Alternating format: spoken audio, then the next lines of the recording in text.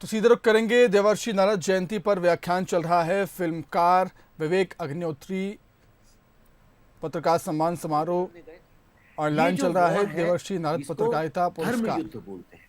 तो धर्म युद्ध में क्या सही है और क्या नहीं सही है, किस तरह से किस बात को आगे लाया जाए, किस बात को पीछे ले जाया जाए, इस बात का जो ज्ञान है यही समाज को चलाता है। आप अपने घर में भी देख लीजिए, बच्चे हैं, पत्नी है, कुछ बातें बोलनी है, कुछ नहीं बोलनी है, किस तरह से उन्हें प्रस्तुत करना है ताकि उनका बहुत जबरदस्त इंपैक्ट हो। इसीलिए आज हम नारद मुनि को याद कर रहे हैं। ऐसे महान ऋषि मुनि भारत की पावन धरती पर पैदा हुए।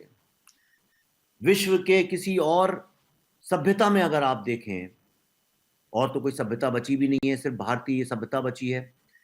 अगर आप विश्व की किसी और सभ्यता में देखें तो आपको ऐसा कोई उदाहरण नहीं मिलेगा जो कि जर्नलिज्म से जुड़ता है। तो जर्नलिज्म का जो आधार था, जो मैंने समझा, वो ये था कि हम जो भी खबर छापते हैं वो खबर समाज के ऊपर क्या इंपैक्ट करती है। अपने बच्चों को देखिए, अगर आपके बच्चे हैं, ना हो तो अपने माता पिता को देखिए, उन पे क्या इंपैक्ट करती है। क्या उनके दिल में एक झूठ मूठ का भय क्रिएट करती है या उनको जागरूक करती है। और ये कैसे, इस बात के धनी नारद मुनि कैसे बने? क्योंकि वो पांवों पे चलते चलते गांव गांव, समाज समाज, शहर शहर, पूरा जीवन चलते चलते बिताया। और यही कारण है, आप देखिए, आज से लिबरलाइजेशन के पहले का जो हमारा पत्रकार है, उसको आप दूर ना जाइए, फिल्मों में देखिए उसका चित्रण क्या है। गांव में पैजामा पहने, चप्पल पहने, पैदल चलता रहेगा, साइकिल चला के जाता रहेगा। मैं अरेरा कॉलोनी में रहता था, E2 73 में। मेरे घर में दिन रात सिर्फ पत्रकारों का ही आना जाना था। और जितने पत्रकार थे मैं देखता था, बस से उतर के पैदल चले आते थे, पसीने में भीगे हुए। मेरी माँ उनको ठंडा नींबू का पानी पिलाया करती थी। वही कपड़े, जितनी बार आते थे वही कपड़े, अपने लिए कुछ नहीं। सारा पैसा किस तरह से प्रोफेसर कॉलोनी में देखिए, अब तो मुझे पता नहीं, उस वक्त में कुछ लोगों को सरकार ने घर दे दिए थे, उसी घर से प्रेस चलाते थे। अपना जो भी पैसा आता था सारा का सारा वापस पत्रकारिता में डाल देते थे। एक पत्रकार का जीवन होता था, खबर लाता था, रात को पूरी जगता था 12-1 बजे तक। कल क्या आएगा, एक एक शब्द, एक गलती ना हो, एक ग्रामेटिकल मिस्टेक ना हो। क्या फर्क पड़ता है एक दो शब्द अगर ग्रामर के गलत हो गए। मैंने मास कम्युनिकेशन में कोर्स किया है, मैं काम भी किया है, नाम नहीं लूंगा, भारत के सबसे बड़े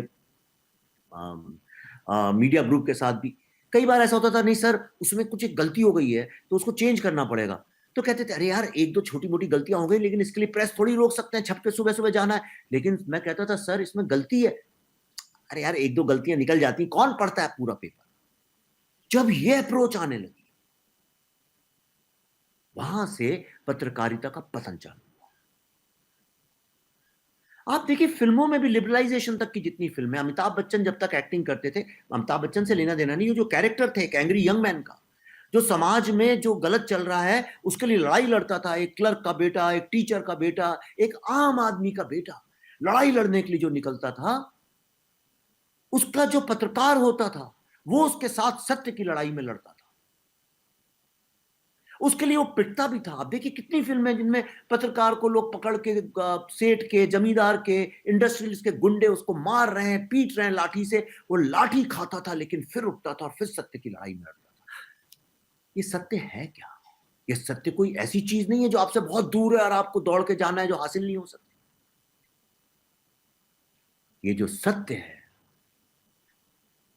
आप जो देखते हैं, जो यथार्थ प्रत्यक्ष है, उससे थोड़ा बहुत अनुमान लगा के, जीवन के अनुभव से उसको लोगों तक पहुंचाना, जो प्रत्यक्ष है।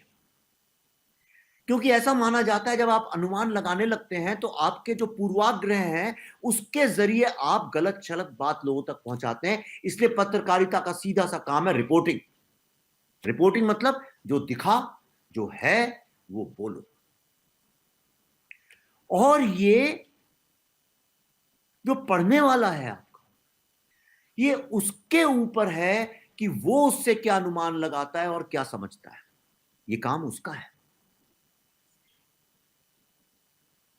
और इसमें आप देखिए कितना R&D भी जुड़ा हुआ है, कितना ज्यादा रिसर्च। एंड नारद मुनि लगातार यहां गए वहां गए। जब आपके पास, आप जब चलते हैं, आप ट्रेवल करते हैं, जब आप पढ़ते हैं, जब आप लोगों से बात करते हैं, तो आप